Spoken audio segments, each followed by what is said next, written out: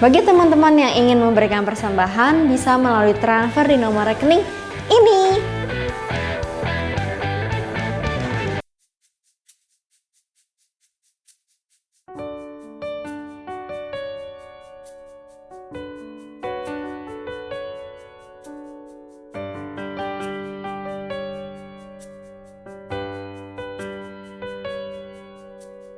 Tuhan adalah gembalaku, takkan kekurangan aku. Ia membaringkan aku di padang berumput hijau. Ia membimbing aku ke air yang tenang. Ia menyegarkan jiwaku. Ia menuntunku ke jalan yang benar, oleh karena namanya. Sekalipun ku berjalan dalam lembah kelam, ku tak takut bahaya, sebab Engkau besertaku.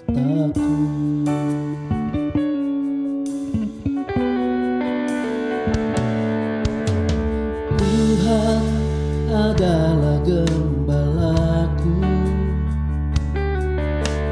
takkan kekurangan aku. Ia membaringkan aku di padang berumput hijau. Ia membimbing aku ke air yang tenang. Ia menyegarkan jiwaku. Ia menuntunku ke jalan yang benar, oleh karena namanya.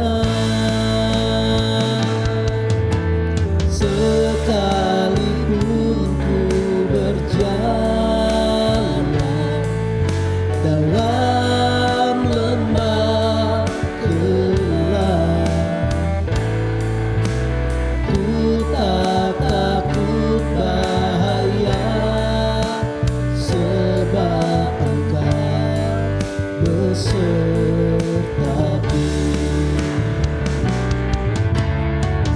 Sekalipun ku berjalan dalam lembah kelam, ku tak takut bahaya, sebab Engkau besertaku.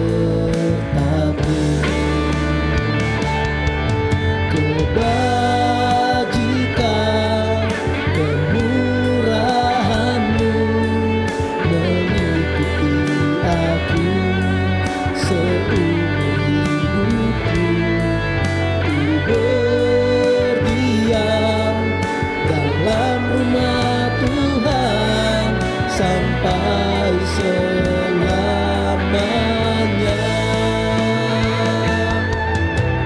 Sekalipun ku berjalan dalam lembah kelam,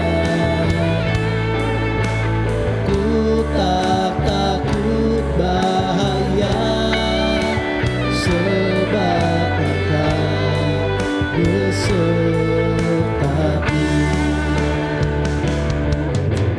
Sekalipun ku berjalan dalam lembah kelam,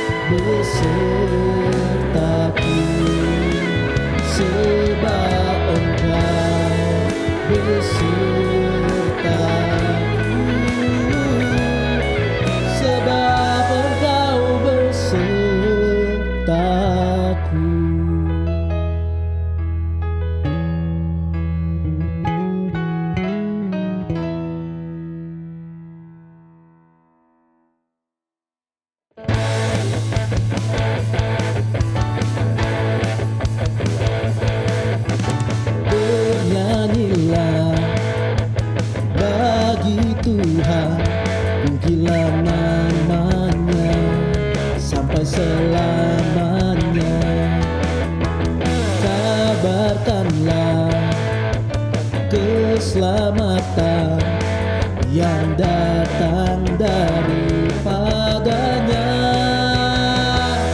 Ceritakanlah kemuliaannya dan perbuatannya yang ajaib di antara suku bangsa, sebab Tuhan Maha besar dan terpuji sangat. Ia lebih dahsyat dari segala Allah, sebab Tuhan Maha besar, pencipta segalanya. Bumi bersuka cita, langit tinggikan namanya, biar segala yang bernafas memuji Dia.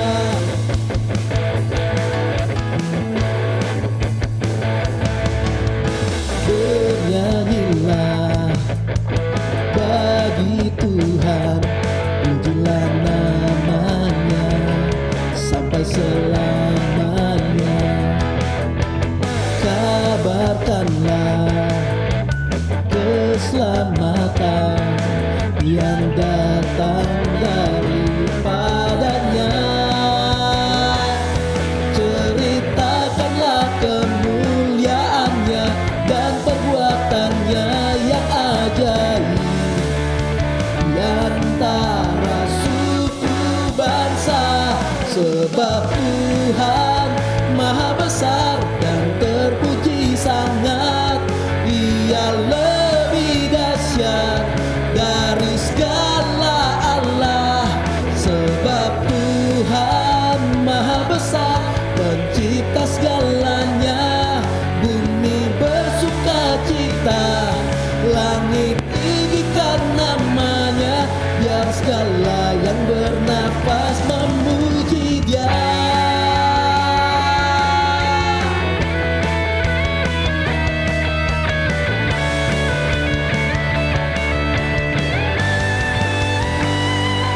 Ceritakanlah kemuliaannya dan perbuatannya yang ajaib di antara suku bangsa, sebab Tuhan Maha besar dan terpuji sangat.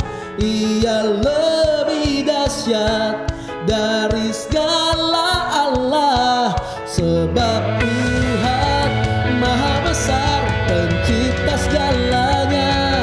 Bumi bersuka cita, langit tinggikan namanya, biar segala yang bernafas memuji Dia. Sebab Tuhan Maha besar dan terpuji sangat. Ia lebih dahsyat dari segala Allah, sebab Tuhan Maha besar, pencipta segalanya. Bumi bersuka cita, langit tinggikan namanya, biar segala yang bernafas memuji Dia. Bumi bersuka cita, langit tinggikan namanya. Bumi bersuka cita, langit tinggikan namanya, biar segala yang bernafas memuji Dia.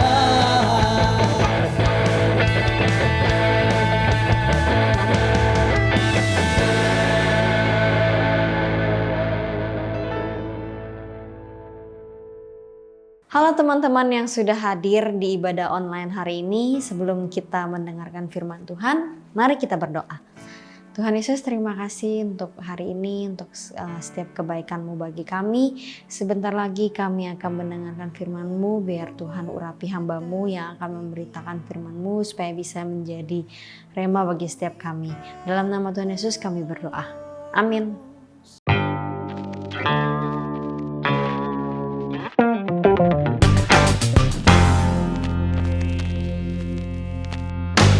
Oke, kita udah masuk ke minggu terakhir di bulan Oktober.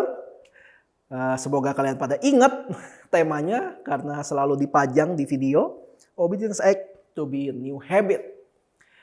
Ketaatan menjadi sebuah gaya hidup.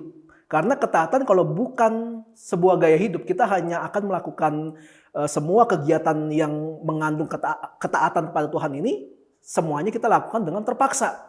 Dan kita tahu semua yang dilakukan dengan terpaksa tidak pernah mendatangkan sukacita. Tidak pernah mendatangkan sesuatu yang bikin kita bergairah untuk terus melakukan ini. Kenapa? Karena bukan gaya hidup kita. Ada orang-orang yang punya gaya hidup, kalau belum siang tuh males bangun. Kalau belum udah pada kerja semua di luar, mereka nggak mau bangun. Tapi ada orang lain yang punya gaya hidup, sebelum ayam berkokok, gue udah bangun duluan. Ada yang kayak gitu. Nah ini kalau ketemu berdebatnya, berantem nih biasanya kayak gini. Kenapa? Perbedaan gaya hidup. Nah kita punya gaya hidup sebagai anak Tuhan harusnya adalah gaya hidup yang memang mencerminkan anak Tuhan. Dan gaya hidup yang juga bisa mendatangkan senyuman dari Tuhan. Saya percaya semua pasti mau ya disenyumin sama Tuhan ya. Wah bu, anak yang bagus gitu, anak yang baik gitu ya. Ketimbang hai hamba yang jahat, aku tidak mengenal engkau kayak gitu ya. Nggak enak gitu kalau kayak gituan kan. Dan saya percaya semua pasti pengen dipuji Tuhan. Walaupun kita setiap minggu bilang kita mau memuji dan menyembah Tuhan gitu. Tapi kalau sampai Tuhan yang memuji kita, memuji karena ketaatan kita, memuji karena kelakuan kita pasti senang dong dipuji kan.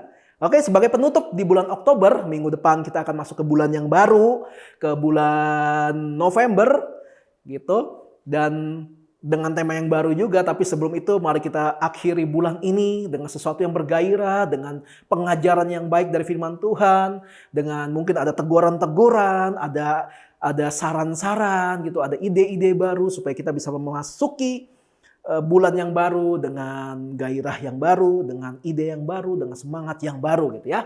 Buat teman-teman yang mungkin sedang mengalami masa-masa sulit sepanjang bulan Oktober, bersyukurlah karena setidaknya kita masih bisa menikmati hidup kita walaupun mungkin ada yang gak enak kita alami, tapi kita percaya selama kita berpegang sama janji Tuhan, penyertaan Tuhan itu gak pernah stop. Selama kita percaya sama Tuhan, sebatas itulah penyertaan Tuhan dalam hidup kita. Kalau kita masih mau terus disertai sama Tuhan, teruslah berharap sama Tuhan. Hari ini saya kasih judul khotbah saya adalah Kristen Tomat. Apa itu Kristen Tomat? Kristen yang suka tobat dan kumat. Jadi nanti dia bisa tobat, bisa kumat, tobat lagi, kumat lagi. Ya suka-suka dia lah. Jadi kayak Kristen gak jelas gitu. Mari kita lihat firman Tuhan dalam Wahyu pasal 3. Demikian firman Tuhan. Dan tuliskanlah kepada malaikat jemaat di Sardis. Inilah firman Dia yang memiliki ketujuh roh Allah dan ketujuh bintang itu. Aku tahu segala pekerjaanmu. Engkau dikatakan hidup, padahal engkau mati. Bangunlah dan kuatkanlah apa yang masih tinggal, yang sudah hampir mati. Sebab tidak satupun dari pekerjaanmu aku dapati sempurna di hadapan Allahku.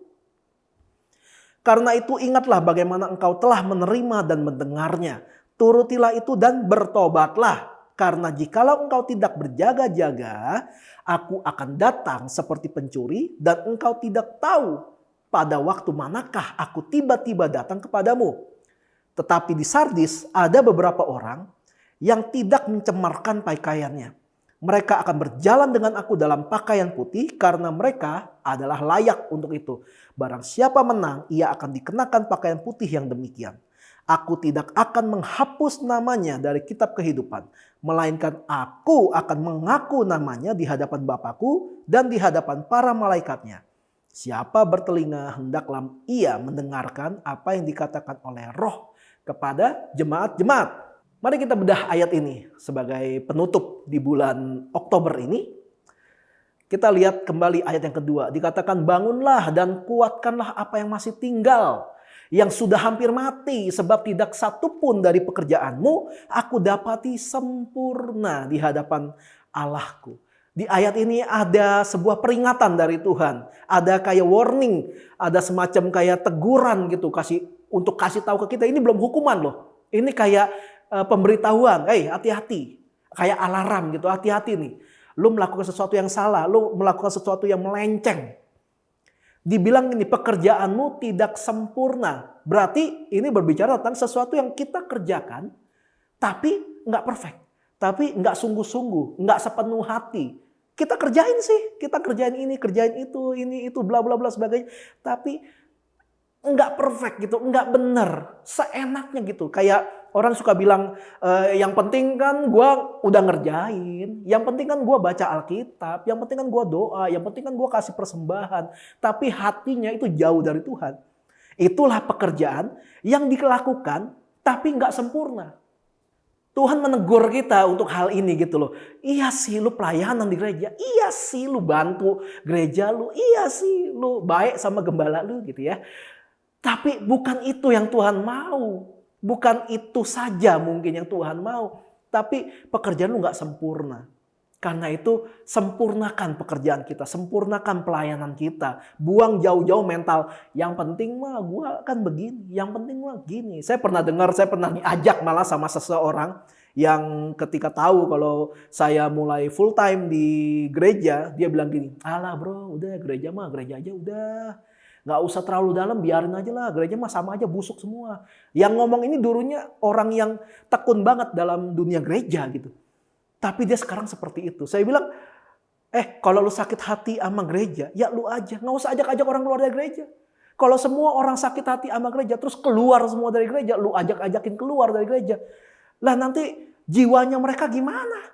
Sedangkan mereka hanya mendapatkan firman Tuhan ya dari gereja. Masa dari baca koran? Ya kalau korannya ada renungan sih bisa. Tapi kan itu renungan orang lain gitu ya.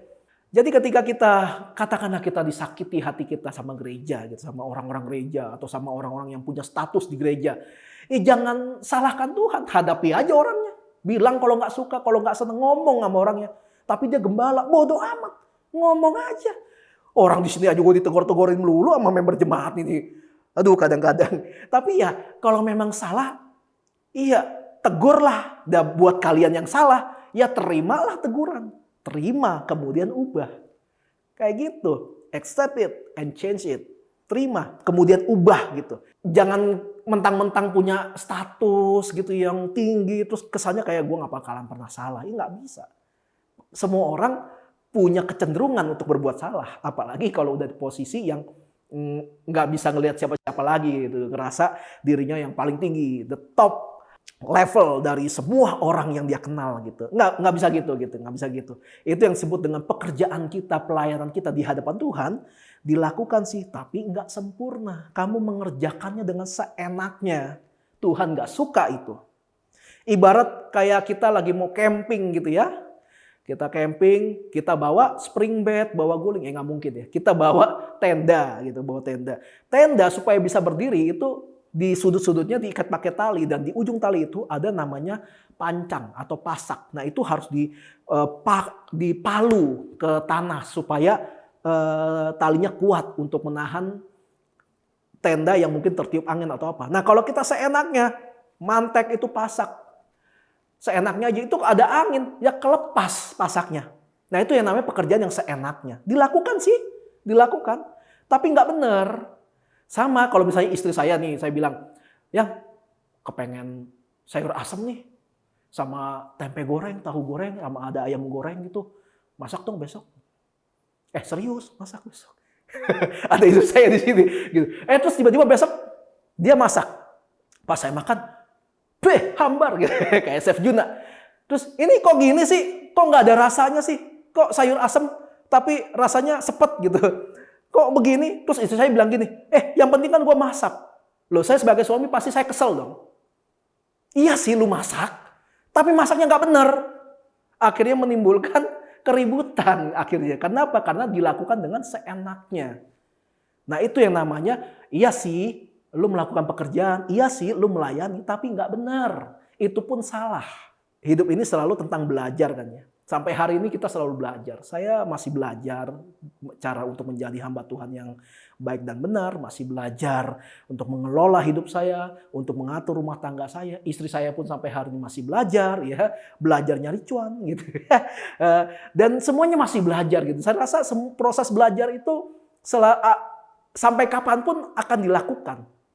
Sama siapapun, bahkan sama engkong-engkong 80 tahun, dia pasti akan belajar. Minimal engkong-engkong 80 tahun belajar makan kerupuk lah gitu ya. Buat yang giginya udah mulai goyang-goyang gitu. Semuanya belajar gitu.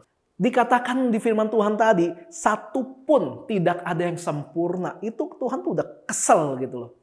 Kayak, aduh lu kerjain gini sih, kerjain tapi berantakan semua. Saya kalau lagi persiapin ruangan ini, pernah ada satu kali ada teman member gereja datang buat ngebantu gitu. Maksudnya baik gitu, membantu maksudnya baik.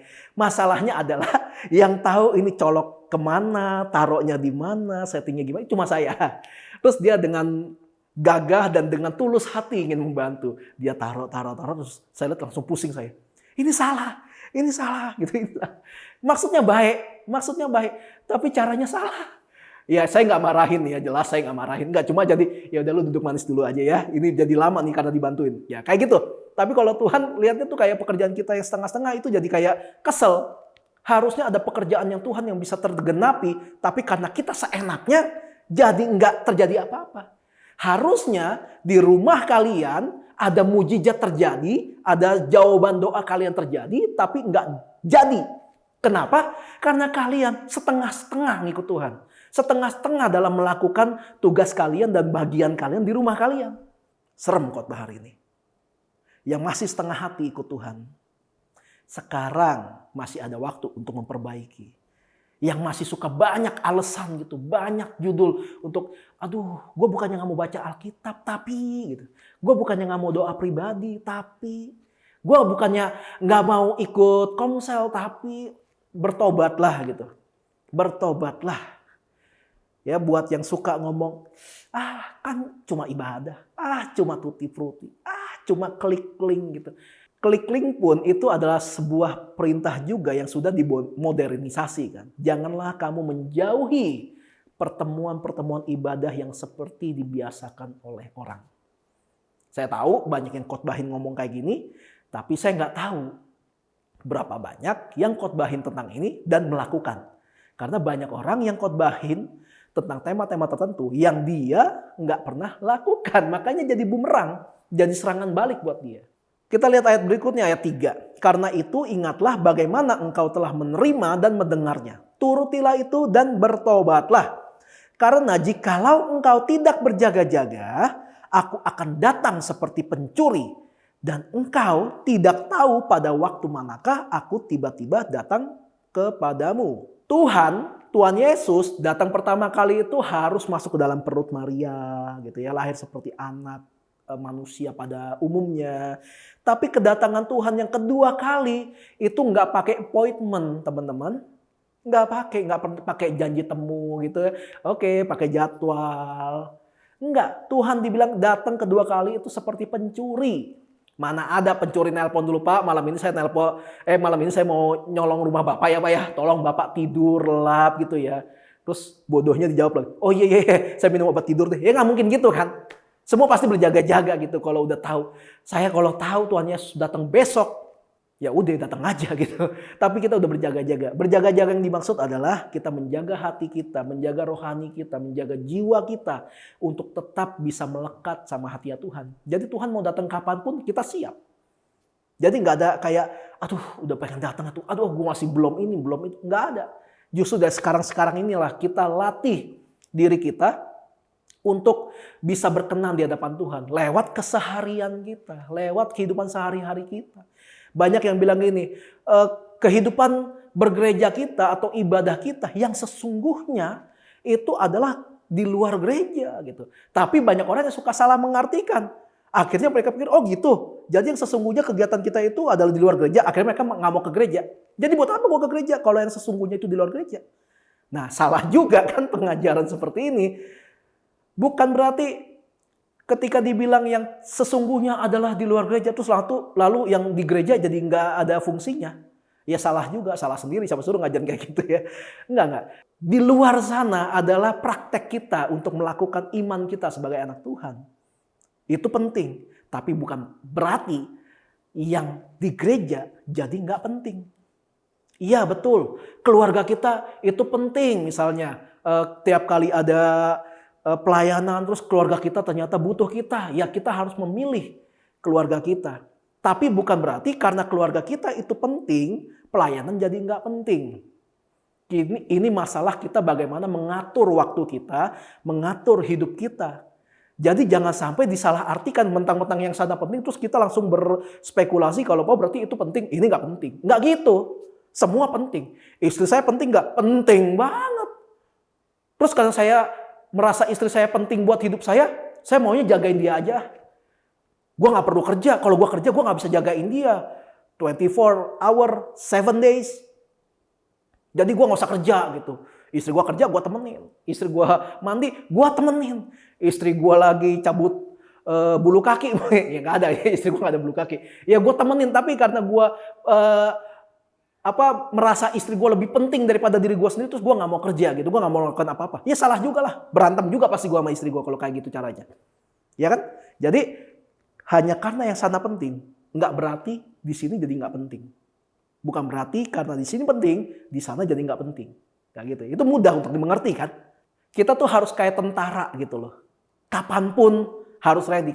Kalian kalau tahu tentang tentara gitu ya, apalagi kalau yang di negara-negara yang melakukan wajib militer, itu ada satu jebakan gitu dari pemimpin militer. Mereka tuh orang-orang yang sedang dilatih secara militer, ketika dalam beberapa hari sengaja dibikin secapek mungkin. Terus ketika tidur dalam kecapean mereka, sengaja dibangunin dengan mendadak gitu. Padahal baru tidur 4 jam atau baru tidur 3 jam. Terus langsung dibunyiin bel, semua harus siap. Langsung harus langsung bangun, harus bersepatu, harus berseragam langsung.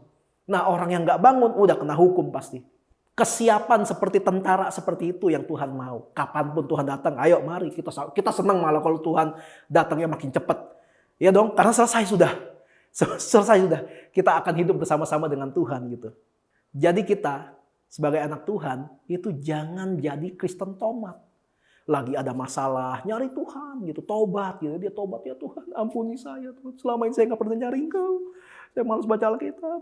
Disuruh Ko Firdi baca Alkitab, ada aja alasannya Tuhan. Mau cari-cari waktu lah, tunggu mood ada lah. Disuruh doa mata berat lah. Ketika mata nggak berat gue malah main game gitu.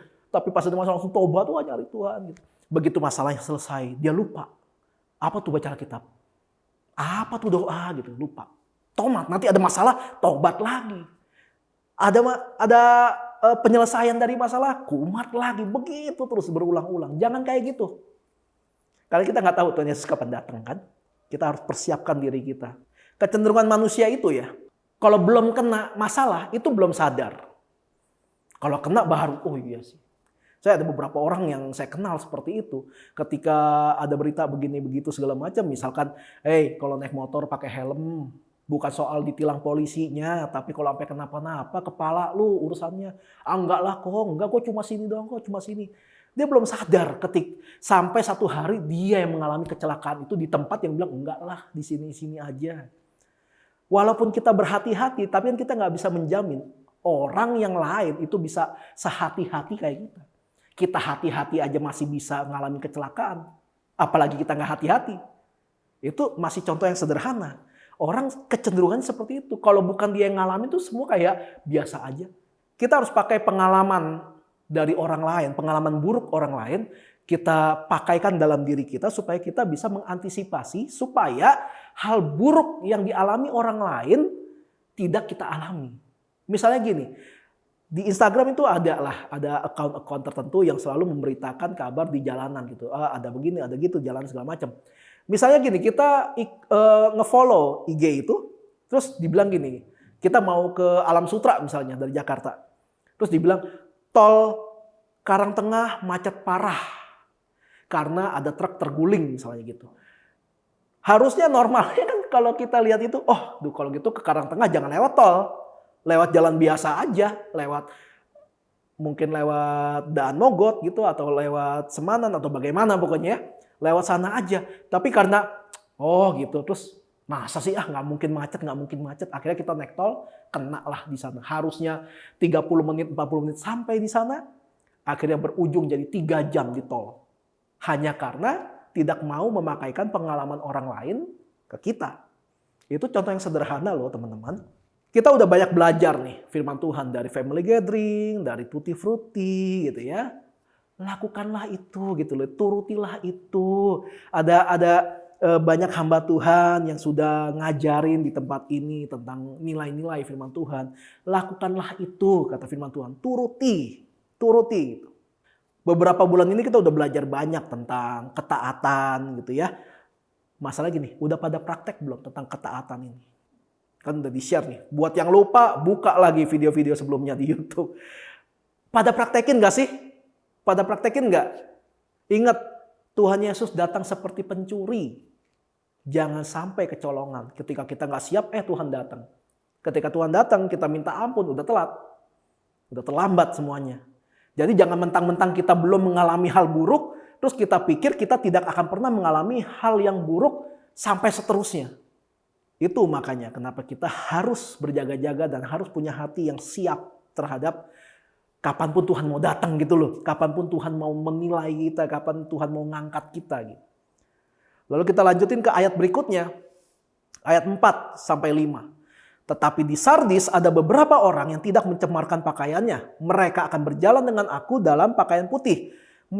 Karena mereka adalah layak untuk itu. Barang siapa menang, ia akan dikenakan pakaian putih yang demikian. Aku tidak akan menghapus namanya dari kitab kehidupan, melainkan aku akan mengaku namanya di hadapan Bapakku dan di hadapan para malaikatnya. Sebuah anugerah yang terbesar dalam hidup orang Kristen adalah keselamatan. Diselamatkan kita dari kutuk dosa kepada keselamatan yang dari Tuhan. Gitu. Selain dari itu, anugerah yang lain adalah ketika Yesus mengakui kita di hadapan Bapa. Kalau Tuhan, mungkin kalau ada percakapan Bapa ngomong sama Yesus, Sus, kenal nggak ini? Kenal. Namanya Livi, makeup artist, top. Gitu. Bisa jadi itu Yesus kalau berkenan, dia akan mengakui orang yang berkenan di hatinya di hadapan Bapaknya. Itu juga anugerah besar gitu loh. Sebaliknya, adalah sebuah hukuman yang besar ketika Yesus justru tidak mau mengakui kita di hadapan Bapa. Pilih yang mana? Diakui atau tidak diakui? Ini serem urusannya. Ketika kita mau mempraktekkan firman Tuhan, itu ada aja gitu loh ujiannya. Karena firman Tuhan kan memang dibilang ibarat pedang bermata dua. Dalam firman Tuhan dibilang ini, baik membunuh tubuh maupun jiwa gitu. Tapi ingat, pedang bermata dua itu ke musuh bisa kena, ke kita pun bisa kena. Jadi ketika kita menyampaikan firman Tuhan atau ketika kita sedang membaca firman Tuhan, itu tidak hanya untuk orang lain, tapi untuk kita juga yang lagi ngebaca firman Tuhan itu. Dikatakan gini, barang siapa menang, menang atas apa? Menang atas menjalani kehidupan kekristenan kita. Barang siapa menang. Jadi berarti ada kemungkinan ada yang nggak menang, ada yang nggak melakukan firman Tuhan itu. Nah siapa? Yaitu orang-orang yang seenaknya itu. Ia sih melakukan pelayanan, melakukan ini, rajin ikut doa pagi, tapi hatinya sebenarnya jauh dari Tuhan. Itu yang namanya tidak sempurna atau seenaknya. Surga itu selalu ada. Neraka juga selalu ada. Jadi nggak usah dipusingin, nggak usah diributin lagi tentang surga dan neraka, itu selalu ada. Yang harus dipusingin adalah apakah nama kita tercatat dalam bukunya Tuhan, buku kehidupan. Kita harus concern di sana. Nama kita tercatat nggak nih? Sampai Musa waktu dia disuruh Tuhan mengeluarkan bangsa Israel dari tanah Mesir, terus ada terjadi konflik dan sebagainya. Tuhan pengen memusnahkan bangsa Israel yang dengan susah payah dikeluarkan dari tanah Mesir itu. Musa tanda kutip ngancam Tuhan. Kalau Tuhan sampai memusnahkan bangsa ini, lebih baik hapus namaku dari kitab kehidupan. Wah, Tuhan yang tegang gitu. Jadi dalam buku kehidupan nama kita bisa tercatat. Tapi ketika kita sadar nama kita tercatat, jangan terlalu senang dulu. Karena nama yang tercatat di buku kehidupan bisa dihapus juga sama Tuhan. Kalau Tuhan gak berkenan nama kita. Semua sudah menerima keselamatan? Sudah. Semua ditebus dosanya oleh Yesus? Iya. Namanya tercatat? Iya. Masih tercatat gak? Itu tergantung hidup kita sekarang ini. Nama kita masih tercatat di buku kehidupan atau sudah dihapus? Semuanya hanya karena kelakuan kita atau tindakan kita semasa kita masih ada di dunia ini. Bagaimana caranya agar nama kita tercatat di buku Tuhan? Ya, lakukan firman Tuhan. Titik, selesai. Tapi ingat lagi satu hal yang tadi saya bilang. Iya, bisa tercatat, tapi juga bisa dihapus kalau kita melenceng dari jalur yang sudah Tuhan sediakan atau sudah Tuhan arahkan. Serem? Enggak. Ini enggak serem. Itu namanya bodoh gitu. Udah tahu nama kita yang tercatat bisa dihapus, ya pertahankan gitu. Jangan sampai melenceng dari jalan yang sudah Tuhan berikan. Makanya di sini kan kita punya slogan gitu kan. Dilarang bego. Udah kecatat namanya kok malah pilih dihapus. Nanti pas dihapus kita kelabakan sendiri, kita bingung sendiri. Makanya sekalian saya bilang orang kecenderungannya tuh kalau belum ngalamin, belum sadar. Masalahnya gini, kalau kita udah ngomongin tentang hidup dan mati, ketika kita sadar ya pas kita mati, ya udah telat. Ya udah telat, nggak bisa diapa-apain lagi. Kita harus memastikan benih firman Tuhan yang kita terima, yang kita dengar atau kita baca, yang disampaikan oleh banyak hamba Tuhan, apalagi yang di sini gitu ya. Pastikan benih itu bisa masuk dalam hati kita di tanah yang paling subur supaya bisa berlipat kali ganda. Supaya bisa membuahkan hasil yang baik yang sesuai dengan yang Tuhan mau. Jangan sampai justru malah masuk ke tanah hati kita yang penuh dengan semak belukar atau tanahnya kering gitu. Jadi ketika kita sedang tumbuh, kita malah diimpit, malah dijepit kita sama apa? Sama kekhawatiran, sama pertimbangan-pertimbangan hidup, sama godaan-godaan kiri kanan, akhirnya kita mati. Tapi kalau kita memiliki tanah yang subur di hati kita untuk benih firman Tuhan, mau dihimpit kek, mau dibantai kek, mau dikeroyok kek, kita akan tetap kuat dalam Tuhan. Dan ketika hal itu terjadi, kita tidak akan murtad. Kenapa? Karena kita tahu, kita paham tujuan kita, tujuan hidup kita dan tujuan kita mengikut Tuhan. Beda sama orang yang yes amin aja di gereja, padahal mereka juga nggak paham itu ngomongin apa sih. Udah pokoknya dibilang amin aja udah, yes aja udah, haleluya, padahal mereka nggak paham gitu. Jangan jadi Kristen tomat teman-teman. Ada masalah, tobat, cari Tuhan sungguh-sungguh. Begitu pertolongan datang dan masalahnya selesai, dia kumat. Amnesia gitu kalau dulu pernah ditolong sama Tuhan. Enggak lah, kebetulan itu kebetulan aja, lagi sial aja gua waktu itu. Ada juga yang kebalik nih. Ketika ada berkat dan pertolongan Tuhan, dia tobat. Sungguh-sungguh dia cari Tuhan, pelayanan rajin pokoknya. Tapi pas Tuhan uji hatinya apakah tulus ikut Tuhan, atau jangan-jangan dia hanya karena ngincar berkat Tuhan. Akhirnya dia diperhadapkan dengan masalah yang membuat berkat hidupnya berkurang atau diambil. Dia kumat. Dia ngambek sama Tuhan karena berkatnya diambil. Padahal katanya berkat itu yang dia terima semuanya itu titipan Tuhan. Lah kok marah kalau berkatnya diambil lagi sama Tuhan, diambil lagi sama pemiliknya. Kristen tomat semacam ini gak heran kalau grafik hidupnya itu gak jelas gitu loh. Nah ini naik apa turun sih? Gak jelas. Kelihatannya diberkati sih, tapi gitu. Kelihatannya rajin ke gereja sih, tapi kayaknya ada yang salah gitu atau ada yang kurang untuk apapun yang dilakukan. Kelihatannya Kristen sih, salah sih, tapi kayak gitu. Ada sebuah hal yang kita nggak bisa jelaskan gitu, tapi ngganjel gitu. Itu yang namanya pekerjaannya tidak sempurna. Dia menaruh term and condition sama Tuhan. Pokoknya kalau gua mau rajin ke gereja, Tuhan harus begini nih sama gua. Kalau enggak ada gereja-gerejaan gitu. Nah, Tuhan kok diancam. Iman kita memang enggak perlu ditunjukkan sama siapa-siapa. Enggak perlu, lihat nih gua punya iman. Enggak perlu ditunjukkan. Tapi bentuk kecintaan kita sama Tuhan harus terlihat bentuknya oleh orang banyak. Seperti apa hidup kita jalani, orang akan menilai hidup kita. Pilih mana? Oh Kristen, pantas baik gitu. Jangan sampai, oh Kristen, pantas rese. Masa gitu? Itu harus terlihat. Iman kita gak perlu kelihatan. Tapi praktek dari iman kita itu harus terlihat. Orang Kristen yang ngaku cinta Tuhan tapi gak pernah melakukan apa-apa untuk pekerjaan Tuhan. Itu sama seperti singa, tapi di kebun binatang. Ada taringnya, ada cakarnya, ada buasnya gitu loh. Kalau ngaum kencang tetapnya. Tapi di penjara. Orang bayar untuk nontonin kita gitu. Oh singa ditontonin gitu. Bukan ditakuti. Buasnya gak berasa. Karismanya gak ada. Kalau sampai mengaum gitu ya, kita bersuara kencang. Orang malah gitu. Bukan takut. Padahal sih enggak. Makanya kita harus ubah mental kita kalau kita mau beribadah. Kita beribadah itu untuk menyembah Tuhan, mengagungkan Tuhan, bawa korban persembahan, bawa hati yang termeterai oleh meterai Tuhan. Kita beribadah bukan untuk lihat pertunjukan musik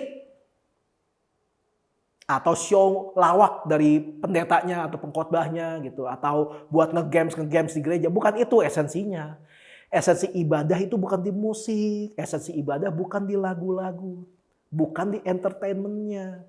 Esensi ibadah itu ada secara pribadi, hadir atau tidaknya Tuhan di ibadah kita secara pribadi. Pujian dan penyembahan yang kita naikkan ke Tuhan berkenan atau tidak sama Tuhan secara pribadi. Mengalami perjumpaan pribadi dengan Tuhan atau enggak. Itu esensi ibadah. Ini yang harus kita capai sebagai bentuk ketaatan kita sama Tuhan. Kita lakukan apa yang diajari di setiap ibadah yang sesuai dengan apa yang tertulis di Alkitab. Dengan sempurna gitu. Kita lakukan jangan setengah-setengah. Jangan pakai term and condition lagi sama Tuhan. Jangan coba-coba. Jangan jadi Kristen tomat. Lu nyari Tuhan, lu tobat. Lu gak butuh Tuhan, lu kumat. Tuhan buang kita itu lama-lama. Dan firman Tuhan hari ini ditutup dengan barang siapa bertelinga, hendaklah ia mendengar. Amin. Mari kita mempersiapkan perjamuan kudus.